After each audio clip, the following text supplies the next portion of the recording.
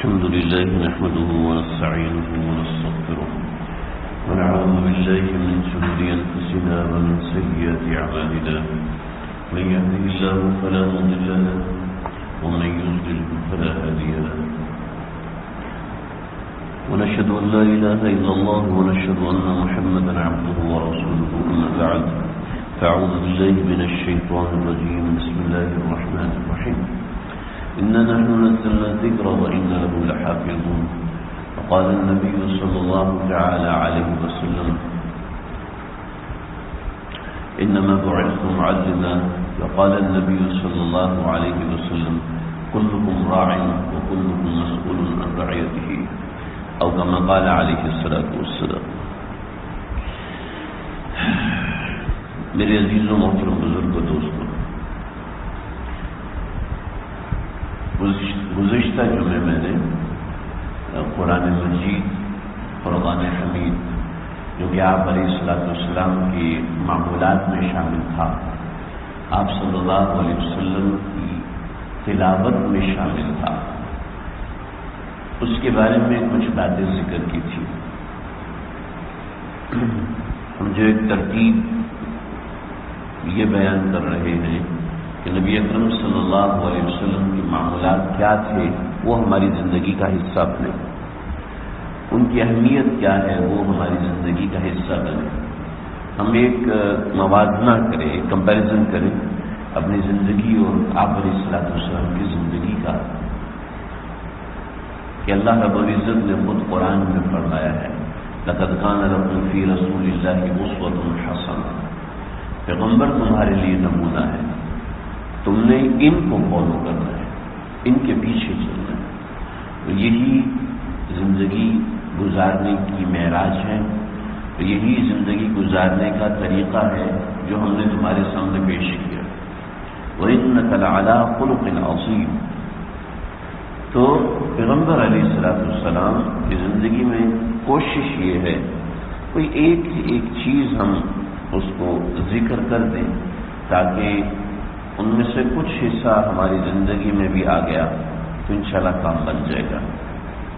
نبی اکرم صلی اللہ علیہ وسلم کا جو معمول تھا تلاوت کا، اس سے یہ معلوم ہوتا ہے کہ امت کے ذمہ بھی کوئی معمول ہے تو وہ اپنا جوڑ قرآن مجید سے بنائے.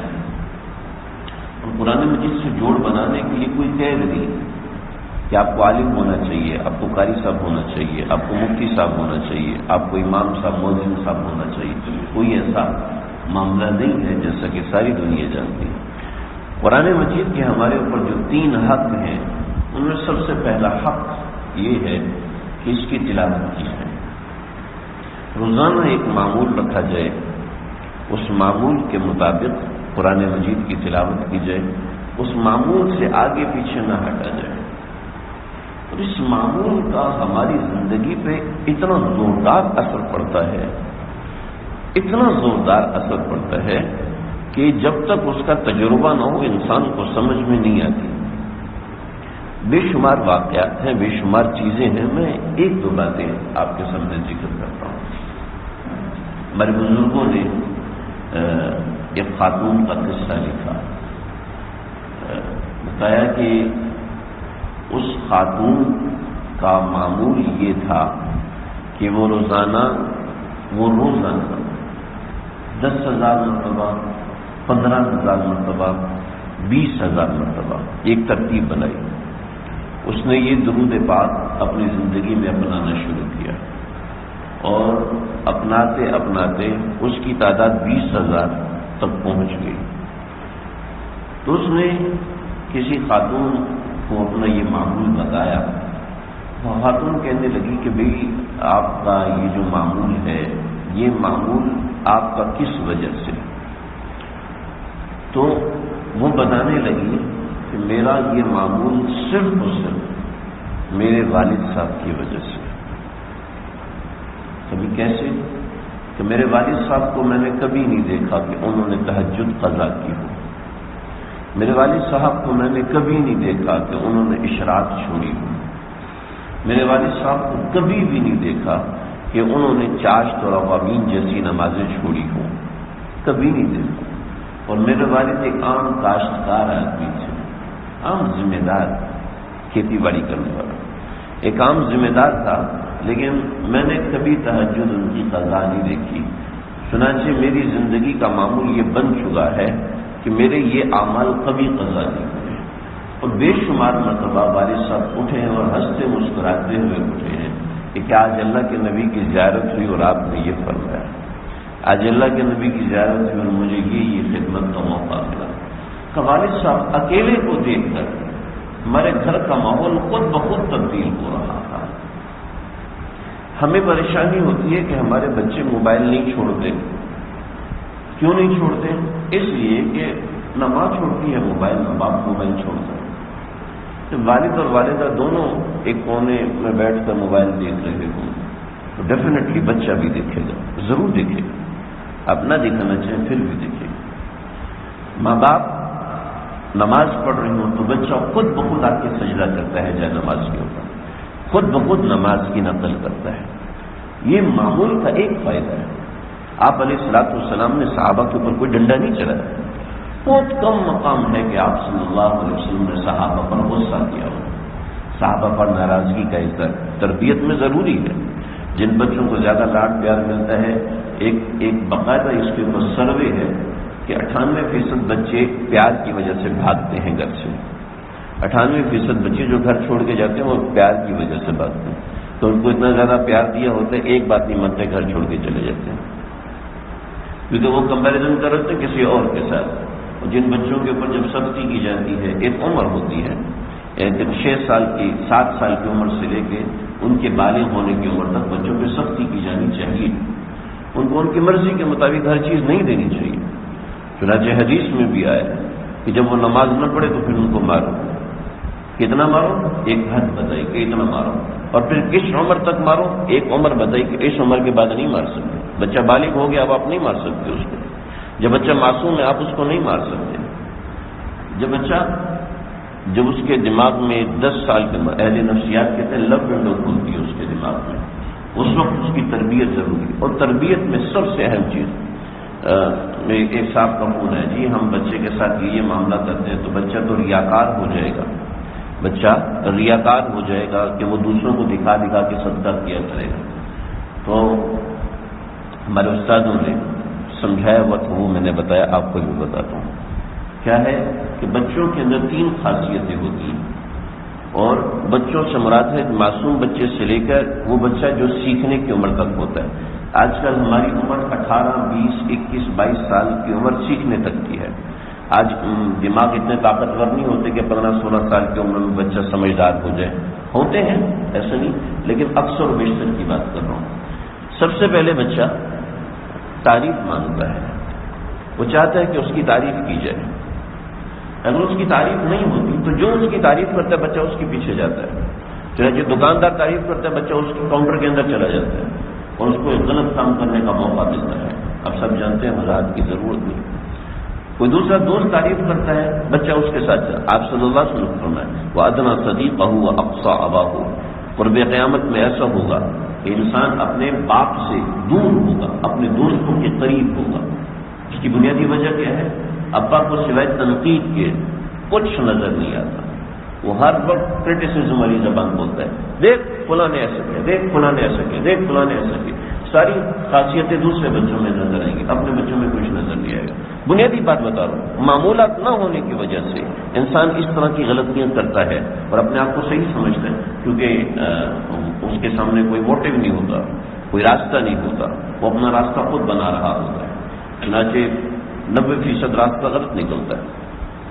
سب سے پہلے بچے کو تعریف کی ضرورت ہے کہ اس کو موٹیویٹ کیا جائے، ہاں شاباش بہت اچھا کام کیا۔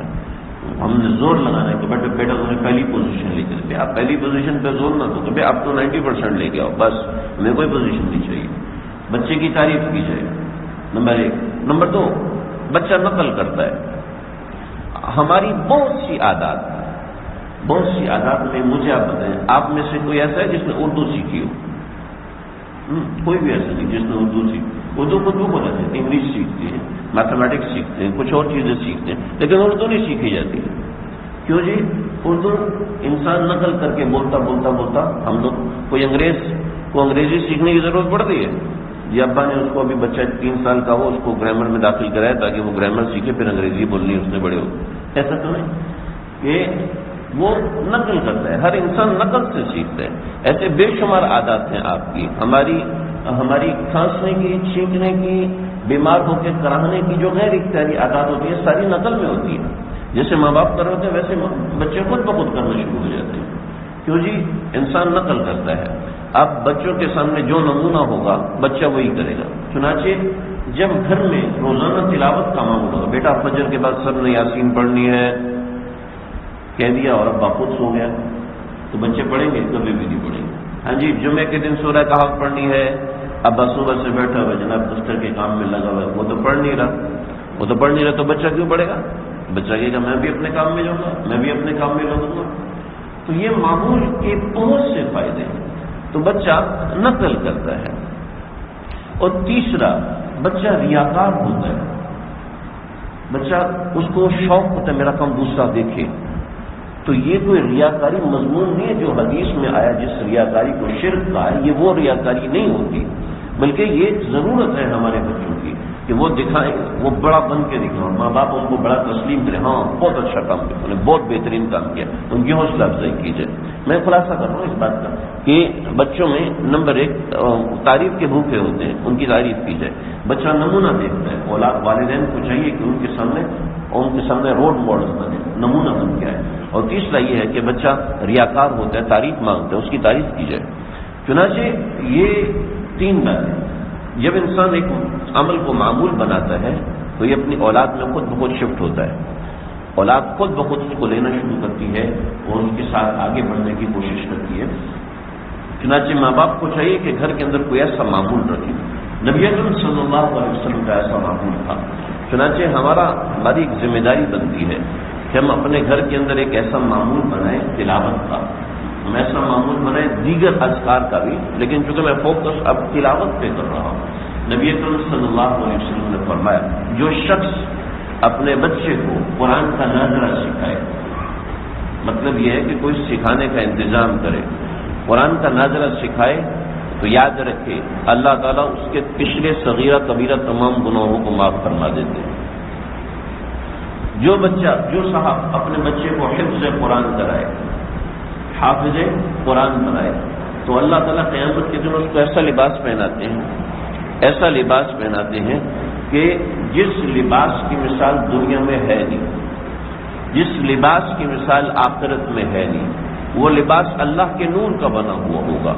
ایسا لباس اللہ اس کو پہناتے ہیں. پھر اللہ اس کے بچے کو کہتے ہیں ہاں تو قرآن پڑھ. پھر وہ قرآن پڑھنا شروع کرتے ہیں. ایک آیت کے اوپر باپ کا 1 درجہ بڑھاتے ہیں، دوسری آیت کے اوپر باپ کا دوسرا درجہ، اور جہاں باپ ہوگا ماں تو پہلے سے وہاں ہوگی. تو ماں باپ کا 1 درجہ ایک آیت کے اوپر بڑھتا ہے، یعنی 6000 درجات. اور 1 درجے کی بات بتاؤں میں آپ کو، نبی اکرم صلی اللہ علیہ وسلم نے فرمایا کہ کچھ لوگ اپنی جنت میں بیٹھے ہوں گے، تو ان کو ایک خوشبو آئے گی، اور وہ خوشبو ایسی اڑے گی کہ جنتی مہک اٹھے گی. اللہ یہ کیسی خوشبو ہم نے اپنی جنت میں نہیں سونگی، اور یہ خوشبو آ کہاں سے رہی؟ تو اللہ فرمائیں گے تم سے اوپر ایک جنت کا درجہ ہے، اس سے آ رہی ہے یہ خوشبو. اچھا اللہ ان کا عمل کون سا زیادہ وہاں سے آ رہی ہے؟ تو جی وہاں سے آ رہی ہے، ان کا کیسے آ رہی ہے؟ ایک روایت میں آتا ہے کہ انہوں نے پہلو بدلا ہے. پہلو بدل کے بیٹھے ہیں. تو پہلو بدل کے بیٹھے ہیں تو اس سے جو پسینے سے ہلکی سی اسمیل ہوتی ہے کسی کو پتہ چلتی؟ لیکن وہ اتنی ہلکی اسمیل اتنی زبردست ہے کہ جنت مہک گئی. 1 درجہ ہوگا. بعض روایت میں آتا ہے کہ دونوں میاں بیوی مسکرائے، تو مسکرانے کی وجہ سے ان کے منہ سے جو بو نکلی ہے وہ نیچے جنت میں آئی. تو اللہ ان کا کون سا عمل زیادہ تھا؟ تو اللہ نے جواب میں فرمایا کہ انہوں نے تم سے 1 بار سبحان اللہ زیادہ پڑھا تھا، 1 بار سبحان اللہ زیادہ پڑھا جی. تو 1 درجہ اتنا بڑا ہے. تو حافظ قرآن کے والدین کا یہ درجہ ہوگا، اور پھر حافظ قرآن کے جو والدین تھا ان کا یہ درجہ، تو خود حافظ قرآن کا کتنا اونچا درجہ ہوگا. لیکن اس کے ساتھ سمجھ لیں حفظ قرآن یہ بڑی دولت ہے. لیکن معاملہ یہ ہے کہ آج کے باطل نے حفظ قرآن میں ہم نے باطل کو شکست دے دی. ماشاءاللہ ہر گلی اور ہر محلے میں حفاظ کی تعداد موجود ہوتی ہے. ہمارے رمضان کے اندر سوسائٹی کے اندر 4 جگہ تراویح ہو رہی، 5 جگہ تراویح ہو رہی، اور دوسری جگہوں پہ فلیٹس میں جائے کہ 200 فلیٹ ہے، 200 فلیٹ میں 50 20 فلیٹس میں تراویح ہو رہی ہوتی. ماشاءاللہ اتنے حافظ قرآن ہمارے ہو چکے. لیکن اب کیا ہوا؟ اب یہ ہوا کہ ہمارا قرآن سے واسطہ ختم کیا جائے. کسی طریقے سے ہمارا قرآن سے واسطہ ختم ہو جائے، تعلق ختم ہو جائے. قرآن یاد آتا ہے صرف رمضان میں. روزانہ کے معمول سے قرآن مجید نکلتا جا رہا ہے. پہلے آپ حضرات میں بہت سے لوگ گواہ ہوں گے، فجر کے بعد مسجد سے نکلتے تھے تو اس گھر میں یہ بابا جی تلاوت کر رہے ہیں، اس گھر میں ان کے دادا ابو تلاوت کر رہے ہیں، اس گھر میں ان کے والد صاحب تلاوت کر رہے ہیں، اس گھر میں ایسے ہوتا تھا کہ ہر گھر سے تلاوت کی آوازیں آتی تھی اور ایک عجیب سما ہوتا تھا، ایک عجب سما ہوتا ہے. اور ابھی آپ دیکھیں کہ ہمارا قرآن سے تعلق ہی ختم ہوتا جائے. بس ایک پڑھنے کی چیز جب کوئی فوت ہو گیا تو وہاں پر پڑھ لیا جائے. قرآن سے تعلق بنانے کی شدید ضرورت ہے. یہ تو میں نے صرف پڑھنے کی بات کی. اس کے بعد قرآن مجید کو صحیح پڑھنا بھی بڑا ضروری ہے. ایک صاحب ماشاءاللہ پابندی سے ملاقات کرتے ہیں. انہوں نے ایک مرتبہ کہا جی میں قرآن پہ یہ غور کرتا ہوں، یہ مضمون ٹھیک ہے، میں نے بتایا ٹھیک ہے. یہ مضمون ٹھیک ہے، بتایا ہاں ٹھیک ہے. یہ مضمون ٹھیک ہے، میں نے کہا نہیں یہ غلط ہے، اس طریقے سے ٹھیک ہے، بتایا. تو ایک مرتبہ وہ قرآن مجید لے کر آئے، کہتے جی میں نے اس آیت سے یہ ترجمہ سمجھا ہے، اور وہ آیت جب انہوں نے پڑھی آپ یقین کیجئے انتہائی غلط پڑھی ہے، انتہائی غلط پڑھ گیا ہے. یعنی ان کو صحیح طریقے سے الفاظ پڑھنے نہیں آتے اور ترجمہ سیکھ رہے ہیں. اچھی بات ہے ترجمہ سیکھنا، یہ بڑی عمر ہوگی ہے، سمجھ والی عمر ہے. جس طریقے سے تجربہ کار انسان جس طریقے سے کالج یونیورسٹی والا قرآن مجید کو دیکھے گا نا، وہ ایک بڑی زبردست نظر ہوگی، بہت زبردست نظر ہوگی. اس کو سمجھنے کی ضرورت ہے. اور قرآن مجید تو کھلی دعوت دیتا ہے کہ کوئی بھی آیا میرے اندر تدبر کرو. یہ قرآن کا حق ہے کہ اس قرآن میں تدبر کیا جائے، اس قرآن کو سمجھا جائے. ایک آدمی ہے جس نے زندگی کے 5 سال امریکہ میں گزارے، 10 سال یورپ میں گزارے، 15 سال سعودیہ میں گزارے. اس نے مختلف قسم کے لوگوں کو دیکھا ہوا. اور جب وہ قرآن کو سمجھے گا، قل سیروا فی الارض، زمین میں گھومو پھر دیکھو میری نشانیوں کو، تو وہ سمجھے گا. ایک مسجد میں بیٹھا وہ مولوی نہیں سمجھ سکتا. میں تدبر کی بات، مسائل کی بات نہیں کر رہا، شرعی مسائل کی بات نہیں کر رہا. قرآن تو ہر بندے کو دعوت دے رہا ہے. ایک مزدور ہے قرآن اس کو بھی دعوت دیتا ہے، ایک صفائی کرنے والا قرآن اس کو بھی دعوت دیتا ہے، اور ایک مبلغ اور مفسر ہے قرآن اس کو بھی دعوت دیتا ہے. وقت میرے پاس ختم ہو رہا ہے، میں ایک چھوٹی سی مثال آپ کو دیتا ہوں. صلاح الدین ایوبی، نور الدین زنگی رحمۃ اللہ علیہ، یہ میرا مضمون بالکل ادھورا رہ گیا، میں اس طرف جا نہیں سکا، لیکن میں ایک تدبر کے حوالے سے ایک چھوٹی سی بات ذکر کر دوں، اللہ کرے میرے ہم سب کے دل میں بیٹھ جائے.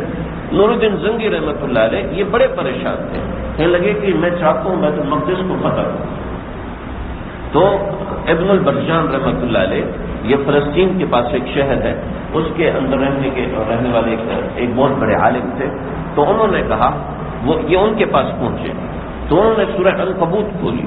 سورہ عنکبوت میں مسلمانوں کی یہود اور نصارہ کا آپس میں جھگڑا ہوا تھا، جنگ ہوئی تھی جس میں یہود جیت گئے تھے.